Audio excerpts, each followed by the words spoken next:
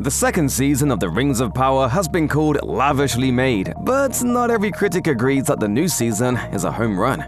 The Lord of the Rings: The Rings of Power Season 2 has kicked off with a 3-episode premiere on Prime Video, and the reviews are pouring in. And while the show's first season drew ire from some viewers, it scored pretty highly among critics, landing an 83% approval score on Rotten Tomatoes, against a far worse 38% audience score. In April 2023, The Hollywood Reporter published data that only 37% of viewers who started the show on Amazon watched through to the season finale. That's hardly a great figure for the most expensive season of television ever produced. So, are things heading in a stronger direction with the series' sophomore outing?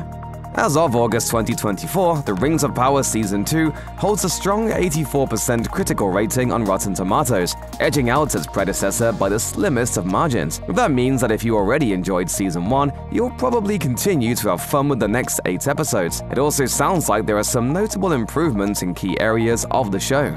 The big highlights of The Rings of Power Season 1 seem to still be the draw in Season 2. Lush production design with gorgeous locales and costumes, and an epic scale that only the world of Tolkien can provide. Empire magazine praised the new season, writing, "Lavishly made, endlessly beautiful to watch, and substantive enough to make you care. This is fantasy at its absolute highest level." Ben Travers of IndieWire gave similar, if more measured praise, writing, "Not everyone leaps off the screen, and a few nuanced emotional beats could have been portrayed with richer specificity. But The Rings of Power does take advantage of TV's mightiest weapon for building empathy, interest, and overall investment: time." Who are you? Truly, I am the one keeping the storm at bay.